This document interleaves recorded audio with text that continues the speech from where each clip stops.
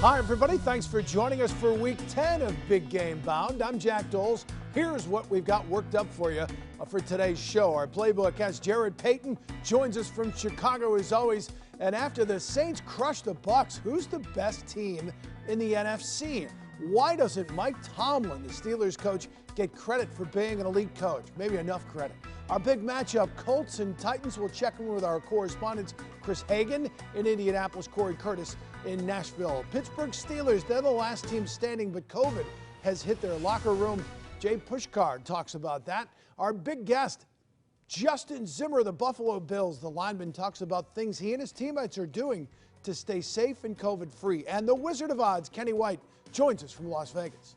We'll start with the insights of Jarrett Payton. He joins us every week from Chicago. Jarrett, I want to start with the undefeated Steelers. Ben Roethlisberger injures a knee, still marches the team down the field for a touchdown and eventually a win. How much weight does that carry with teammates in a locker room? Jack, I think it carries a lot. When you look at a guy like Ben Roethlisberger and also just his pedigree and then also as well just his resume, you know, if he's going to do it, a guy that's been around, not only, you know, been a great football player, a future Hall of Famer, but also a guy that's won some Super Bowls. If he can do it and come back out, then anybody in this organization can do that. And I think inside that locker room, it brings a different presence. And I think they see Ben, especially, you know, as he's getting older, that he still has that fight in him. And so I think it goes a long way with this Steelers team. And you can tell by the way they're playing football right now. They're all comfortable. They're playing well. And Mike Tomlin has these guys rolling in the right direction. Yeah, this team's already got 8 wins. Mike Tomlin now will coach a 15th consecutive season without a losing record. You never see that in the NFL, except for maybe the Patriots and Steelers. Why doesn't this man get enough credit for being an elite coach? I don't know. I was thinking that the other day, just trying to figure out why he doesn't get enough credit. But, you know, kudos to him to be able to see. That's an amazing record to be on, and to look at, you know, what Bill Belichick and the Patriots have done, to be able to say, you know, another organization like the Steelers and Mike Tomlin have been able to do that. But it's a testament to his character and also to the way that he pushes his guys and coaches his guys. They want to run through a wall for him. And I think, you know, a lot of people don't see that all the time, but we know the Steelers. They are that franchise when it comes to hard hitting and always working hard. That Steel City, that's what it's all about. And I think Mike Tomlin, he brings a lot of that with him. But a lot of fans, they might not see it now, but if they keep rolling like they're rolling, there's no way you can deny just the greatness and what Mike Tomlin has done with the Steelers. Jarrett, I'm sure you were as stunned as everybody else to see what the Saints did to the Buccaneers on Sunday night. Are losses like that easy to shake off? No, they're definitely not. I mean, it's tough. It depends on what kind of character you have inside of your locker room. You know, if you have guys that, you know, everybody's on the same page and they're trying to get things done together, then, yeah, you can get over it. But you just never know. If you have one of those locker rooms where there's a lot of bickering going on and people talking behind each other's backs and also some cliques, that can turn into a recipe for disaster. I think the one thing that the Bucs have on their side is a guy like Tom Brady. He's the GOAT. He's one of the guys that I think everybody in that locker room is looking at. So the way that he carries himself, I think that's going to kind of bode well for how the guys inside that locker room are going to carry themselves as well. But when you have Tom Brady, anything can be turned around. Hopefully, they just got to figure out how to do it. But they played a really, really good Saints team that's looking healthy. Yeah, speaking of those Saints, are they the team to beat now in the NFC? Bucs lost, Seahawks lost, Saints are rolling. Yeah, I would think so, Jackie. I mean, it's tough. It seems like, you know, we've been watching the NFC, and it seems like it's been a seesaw of, you know, just up and down with teams. Everybody was crowning the Seahawks early on, and rightfully so, just by the way that Russell Wilson was playing. But now you have to switch it up a little bit. You look at, you know, the Saints team, they're getting healthy at the right time, and they're on a roll right now. And I think when you look at them on both sides of the ball, especially at the offensive line and the defensive line, I don't know if there's a better team in the NFC where you're looking inside the trenches. And so that's what you love to see. And when you got a guy like Alvin Kamara being able to do as many things as he's doing on the football field, and, you know, when Drew Brees is locked in and Sean Payton is calling plays, and they have that chemistry there, and I think they're scary. But I think right below them, I think you still got to give it to Aaron Rodgers and the Packers. Anytime that you have 12 on the field, and if he's healthy, he can make anything happen. So those are my, you know, 2 teams in the NFC right now. Yeah, meanwhile, in the AFC, Kansas City, ho-hum, they've just won 4 in a row again. Andy Reid picks up his 230th win.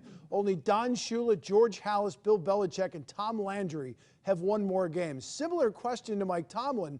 Does this guy get enough credit for as good as he is?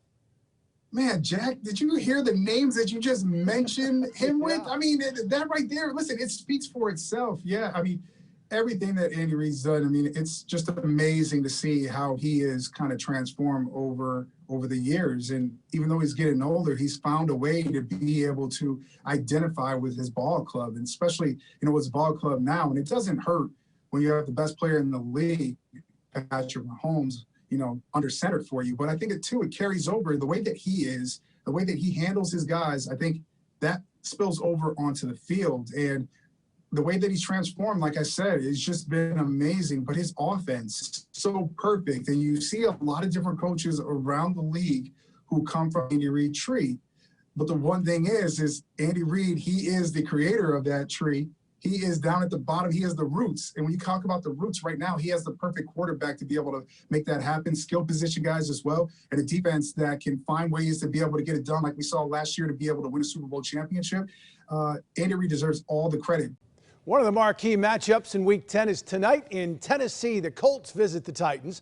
First place in the AFC South is very much up for grabs still. And we'll start in Indy with Chris Hagan. Chris, the Colts' next 3 games against the Titans, the Packers, and the Titans again. What are we about to find out about the Colts?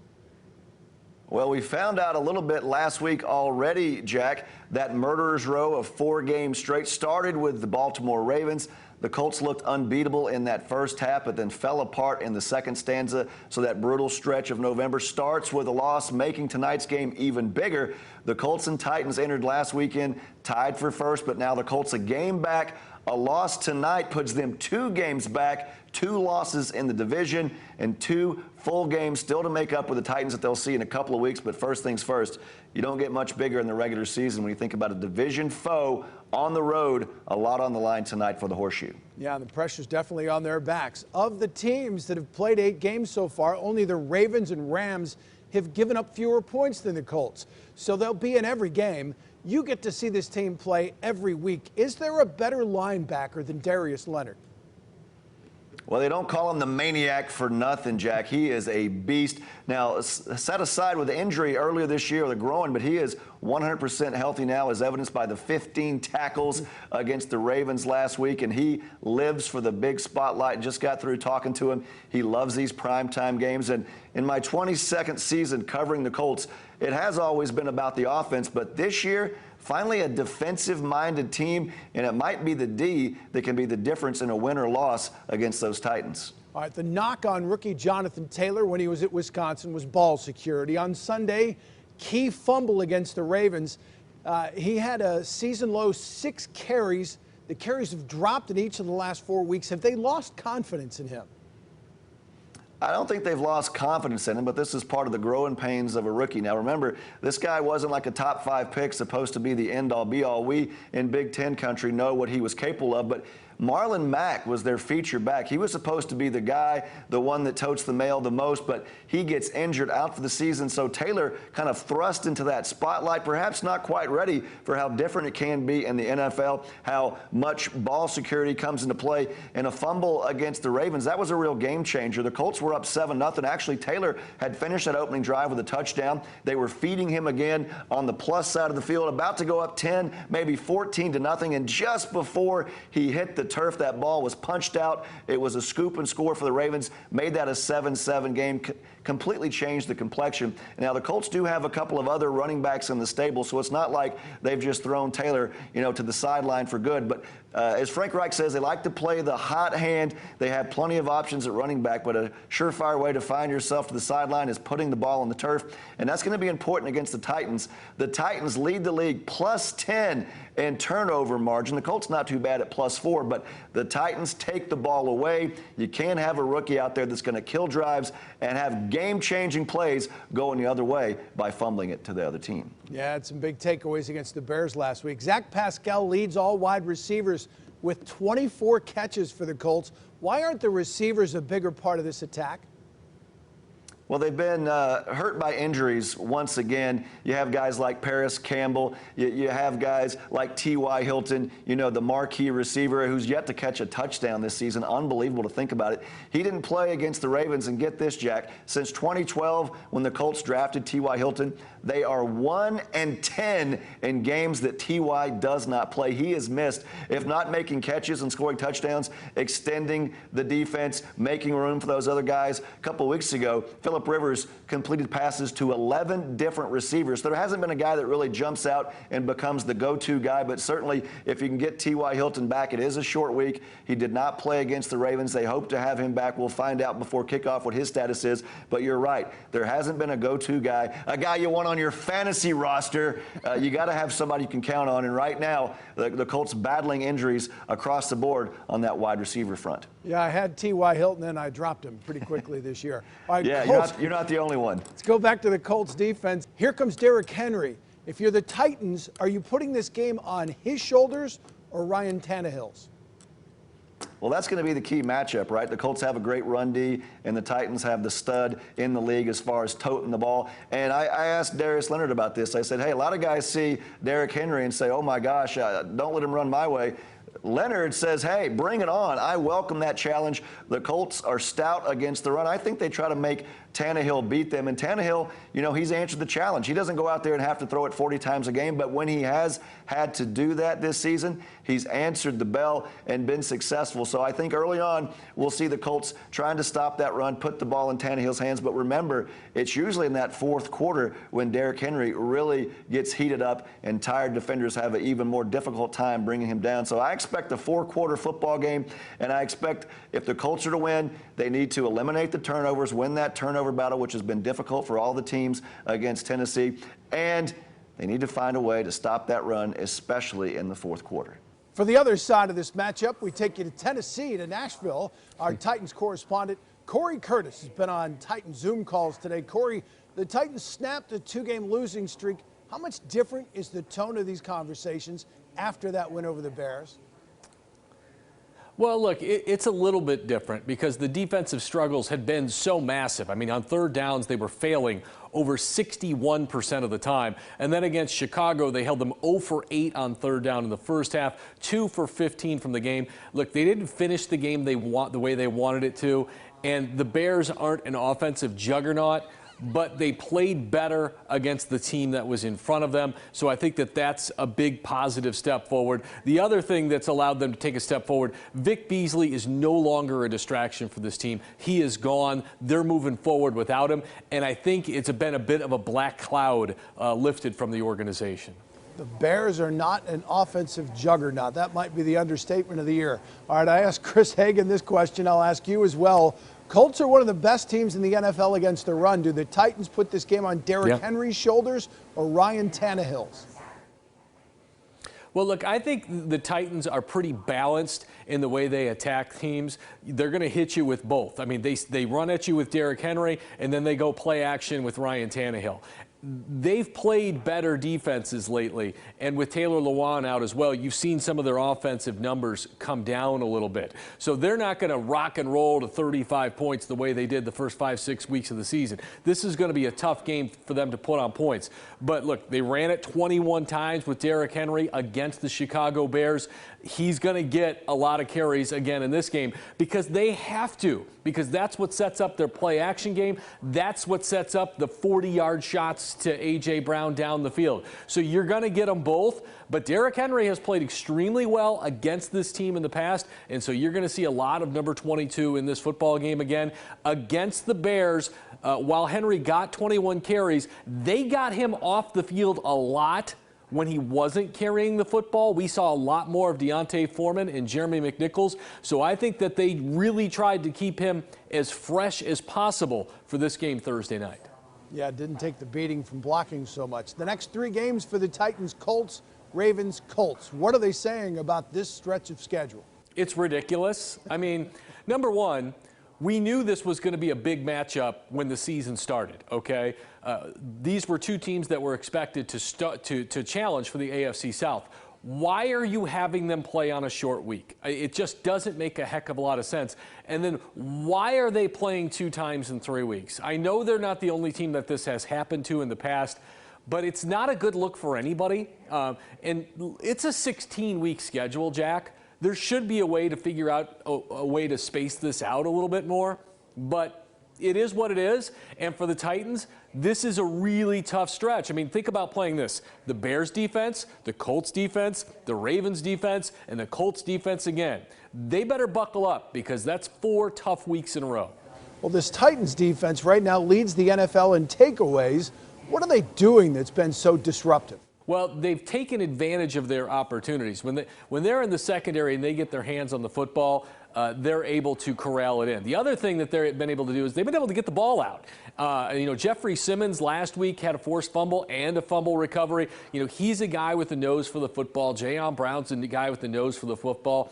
It becomes a part of your culture, and I think here in Tennessee, that's one of the things that they're really working on being part of their culture defensively, and that is creating turnovers. But Jack, the other thing that's happened is they're 6-2. They've been in the lead. When you're in the lead, you can begin to dictate things defensively. You know people are going to throw the ball against you. You know that you're going to be able to go after it. And so I think that there's been some of that as well. But I think mostly it's this culture of getting the football and getting the ball out. And that starts with the head coach, who was known to do that a few times with the New England Patriots. Yeah, Corey, Titans were one of the first teams to experience a COVID crisis. Where do they stand now? How have they worked through this? Have they upped their protocols? Well, I think everybody in the league has upped their protocols. Because we've seen cases on the rise all over the league. I mean, after that Titans outbreak, we've seen it all over the place, and we've seen teams really up their mask game. And from the practices we've gone to, it is a different world out there in the way they keep people separated, in the way that they address all the safety measures have been in place. And since they finally got that outbreak to stop, that matriculation of cases to come in, they haven't had a single one happen so far. That doesn't mean it's not going to happen again, because it doesn't have to happen inside the facility. It can happen at the drive-thru in McDonald's. But they seemingly, cross your fingers, have got that one under control, and now just trying to stop the next one from being anywhere close to the last one, when they had, I think, 20 people involved. The last of the unbeatens, the Pittsburgh Steelers host the Cincinnati Bengals. First versus worst in the AFC North. Steelers survived a scare in Dallas on Sunday. For more on that, we bring in our Steelers correspondent, Jay Pushkar. Jay, people have been piling up points against the Cowboys all year. Why did the Steelers struggle so much on Sunday? Well, Jack, it's in their nature to struggle with teams that are less inferior. I mean, they happen to have these kryptonite type of games where on paper they should win by double digits, if not have a convincing victory, and they just simply can't do it. And large in part this year is they haven't played a complete football game just yet, whether it's the likes of the Cowboys or even with the Titans, the Ravens. The last 3 weeks alone, you've seen the tale of two halves. And they certainly were in a big predicament down in Big D, where they were struggling and trailing much of that game. And if it wasn't for that 15-point explosion offensively in the fourth quarter, they walk away with an embarrassing loss at Dallas. So the real root of everything right now is they just simply can't play 4 quarters of football. But you know what? They walked away with a road victory. They're still undefeated, but there's still a lot of flaws with this team going forward. Nice to be 8-0 with flaws. Now they have some COVID issues. Positive COVID test for Vance McDonald. Ben Roethlisberger had close contact. He's ruled high risk, so he's placed on the COVID reserve list. Any chance he'll play on Sunday? Yeah, there's still a pretty good chance that he could play. A lot of it will depend on the testing that goes on moving forward throughout the rest of this week, not only for Roethlisberger, but for the handful of players that are either on that list because of contact tracing. As far as we know, Vance McDonald's the only one that has tested positive for the virus, so they're still doing their protocols to making sure that they can try to keep this minimum. And if anything, if these tests do come out negative, Ben could see the field as early as Sunday. But in preparation for their game against the Bengals, they are going to be turning to their quarterbacks, Mason Rudolph and Josh Dobbs. A lot of those guys are going to get a lot of the snaps, especially for the fact that Roethlisberger is going to be doing his scouting report and his practicing remotely. A lot of meetings, a lot of sessions through Zoom sessions. And really, it might be a blessing in disguise for Ben. He's been banged up. He had those knee injuries take place last week in Dallas. And so for a guy that's in his late 30s, he has made every start this year. It might be a blessing in disguise that he's not going to see a lot of reps at practice or even attend practice this week, try to heal up that body a little bit. I think what helps them out more than anything is the fact that they are playing a divisional foe. They're playing a Cincinnati team that they're very familiar with. They see them twice a year. And so I think the scouting report and the overall concept of things, I think it's going to be easy for the Steelers this week as opposed to maybe facing a team out of division or out of conference. This is the Steelers' first look at Joe Burrow. Does the Bengals rookie have their attention? No question about it. At Mike Tomlin's press conference on Tuesday morning, he was the first player that he addressed front and center. He is very impressed with the way this rookie has been playing. And let's face it, the Cincinnati Bengals don't have a lot, especially on that offensive line. And Joe Burrow has been playing brilliantly in the fact that he doesn't get the protection that most good quarterbacks should be receiving. And so a lot of credit has been going to Joe Burrow. Even though they're 2-5-1, they've been absolutely competitive in every game this season, and it's just a matter of a young rookie quarterback trying to find ways to win in the NFL, but he's also trying to do it in Cincinnati where, you know, it's been a struggle for the last 10 or 20 years to have consistency within that organization. So, you know, Joe Burrow is definitely going to be in the spotlight when it comes to the scouting report for the Pittsburgh Steelers. But Mike Tomlin also addressed that receiving core. It's pretty solid. He mentioned Tyler Boyd. He mentioned A.J. Green. Those are the two guys that they are concerned about the most. But there's no doubt about it. Joe Burrow is playing excellent football at a high level, and it has certainly caught the attention of Mike Tomlin and his staff. All right, last thing, Jay, how big of a concern is this running game? They haven't topped 100 yards as a team in 3 weeks, just 46 against the Cowboys, 48 against the Ravens. I think it's concerning, you know, because at the start of the season, they were running the ball awfully well. You had a different contributor each and every time. They were always flirting with a 100-yard rusher and at least getting into the end zone. You know, in fairness, though, for the likes of a James Conner, they've had a lot of short fields to work with over the last few weeks, too, thanks to turnovers. Going back to the Tennessee game where they had a lot of short fields to work with and they were able to score points explosively. You know, when you're working with a 30 or 40-yard range as opposed to having to go the length of the field for a drive, the numbers are going to be skewed a little bit. But as far as, you know, trying to produce those numbers on the road especially, it is starting to become a concern because you're starting to see a trend and a pattern. And once again, if Roethlisberger is unable to go against Cincinnati or even going forward, you know, you'd really hate to put the game on the shoulders of a backup quarterback, either Mason Rudolph or Josh Dobbs. So a big factor would be if they can get this running game back to where it was at the first half of the season, they will be in really good shape. But right now it's starting to be skewed. But, you know, they're getting their points wherever they can get them, whether that's pick sixes or the defense coming up with turnovers and working with a short field. Our big guest this week is another overnight success, about 15 years in the making. Justin Zimmer is the man who strip-sacked Cam Newton to seal the Bills' win over New England in Week 8. And he joins us now from Buffalo. Justin, how many times have you relived that play in your head since you made it? There was quite a few times in the first day, but since then, we got another game this week that's just as important. And so I'll try to, you know, leave all that in the past as much as possible. You're a guy who's been a standout wherever you have played, but for some reason you always seem to get overlooked. You were under-recruited out of Greenville High School, went to Ferris State, didn't get drafted. You've been cut more times than I'm sure you care to count. What makes you chase this NFL dream with such fervor? It's just always, like you said, it's a dream, and it's every kid's dream. So, you know, if you have an opportunity, you need to chase it. And so I've always just had to put in the work. You know, it hasn't always come the easiest.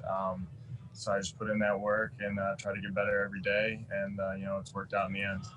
When the Bills called upon you this season, you have produced in a big way 6 tackles against the Chiefs. The next week, you're back on the practice squad. Then they bring you back for that Patriots game. You make the biggest play of your career. Some guys hang their heads when they get the bad news. How do you stay positive and ready? It's just honestly knowing that your shot can come at any time. There's a lot of guys in this league that when they get their shot, they don't take advantage of it. And I know Like in my first game that I ever played in Atlanta, I didn't feel like I played very well. Last year in Cleveland, I didn't feel like I played very well. So luckily I've had multiple opportunities, and this year I am taking advantage of the opportunities that have been awarded. How much are you driven by failure or the number of times you've been cut? What really drives you? Yeah, I mean, I hate to fail. Every time you get cut, it's like one of the worst feelings in the world. And so you just never want to be back there again. So you have to find out, be honest with yourself, find out what you need to improve on, and just go about it in the right manner and just try to make yourself better. Don't lie to yourself and tell yourself that you got cut because somebody didn't like you or this or that. Just be honest and improve on what you need to improve on. Does it feel like you have a home in Buffalo now, or are you still going day by day, play by play, rep by rep? I think I'll always go day by day and play by play just because with how many times I've been cut and how many times I've moved and different things like that, it's always going to be hard to get comfortable somewhere. And honestly, when you get comfortable, you're probably not going to get any better. So that's going to help me. I mean, we're sitting here doing a Zoom interview. It's really the only way you deal with the media. We're seeing COVID spikes all over the league. What's it like in the Bills bubble? How different is playing in the NFL this year than from previous years you've been there? There's a lot of differences, but at the end of the day, everybody has to adapt to them the same. Every team has the same challenges that we have with COVID, but yeah, there's definitely different little rules and regulations and things like that have changed, and hopefully next season they'll be able to be back to normal. But if they don't, we'll just have to adapt and keep working with them. How much pressure is there in the locker room with players to keep each other accountable, to do the right things to make sure you guys stay healthy, especially when you have a team that right now is competing for the playoffs and a division title? Yeah, everybody knows that one person can honestly mess up our whole season, and more importantly, they can hurt other people's families. So we know if you're going out and not doing the right things and not following the rules that were given to us, that you can not only hurt the team, but you can hurt your teammates' family members that might be more at risk. Everybody's got different situations at home, so you don't want to be the guy that brings an illness into the locker room. The Bills are in first place right now in the AFC East. How much confidence does that win over New England? How much has it given this team? Can you feel a difference from before to after? I mean, every win's a big win. It's hard to win in the NFL. I haven't won a whole bunch of games since I've been in the NFL, so it's great. Everybody's happy after a win. How crazy is it to go through this gauntlet of, all-pro and future Hall of Fame quarterbacks, Mahomes, Newton, Russell Wilson? How crazy is it to be on the field with these guys? That's one of those things that I feel like at the beginning of the week you kind of think about it, but once you get on the field, they're just the same as any other player. They just have to be really good at what they do, and you have to be ready for the different things that they can all bring to the table. Kenny White is the Wizard of Odds. He's an odds maker, sports market analyst. You can see him on CBS Sports Line.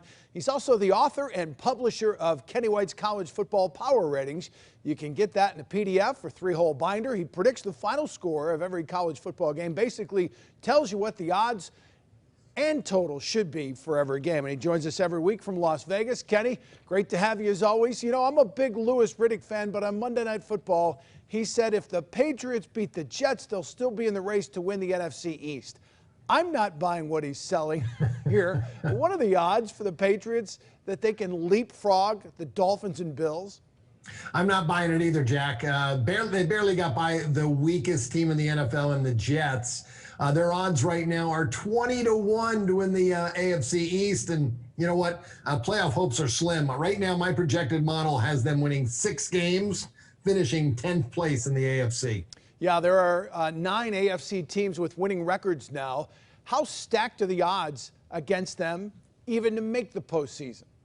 Yeah, right now, pretty long odds. Over minus 10-1 to make the playoffs. Just to make the playoffs, you're going to be able to get plus $4 on the Patriots. That's how much of a long shot they are right now. I think there's going to be about 5 teams that win at least 10 games in the AFC. So the power has changed from the Patriots to almost everybody else in the AFC.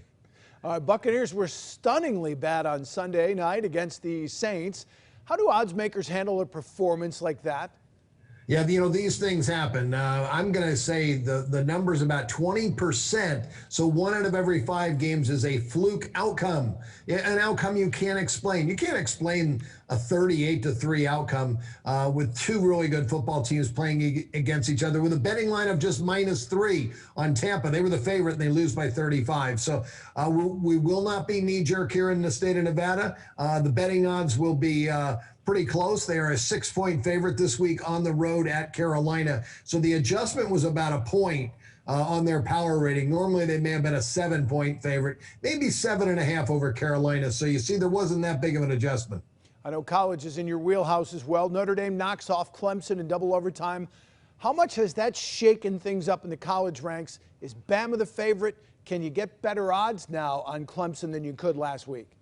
Well, yes, you can. And first of all, the first question, Alabama is the favorite. Right now, if you want to bet Alabama to win the national championship, you get +$2. Now, before last week, that wasn't the case. It was Clemson the favorite, and they were plus $1.50. After the loss, they've jumped to +$3. I think there is value on Clemson, though, because there was a 12-point drop-off. Their starting quarterback, Trevor Lawrence, was out, plus 4 starters on the defensive side of the football, and their number 1 defensive lineman was out for the first half. So basically 5 starters the first half. So, yeah, +$3 right now. I still think Clemson's the best team in the country. +$3, a little bit of value there. In your last 21 NFL picks, Kenny, you are a +840. Which do you prefer betting on, NFL or college, and why? Right now, the NFL, the way it's going, I like the run I'm on.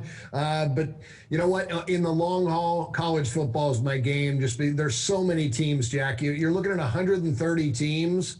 So there could be 60 games on the board. I don't have to bet them all. I just got to zero in on 1 or 2, 3 really good plays. Where the NFL, 16 games, a little less inventory to look through. And you know what? The information is readily available for everybody in the NFL. So it makes it a little bit more difficult. Plus, the market is so fluid in the NFL that the numbers, the sports bettors get the number correct. So it's a tough sport to beat. But right now, I'm having fun with it.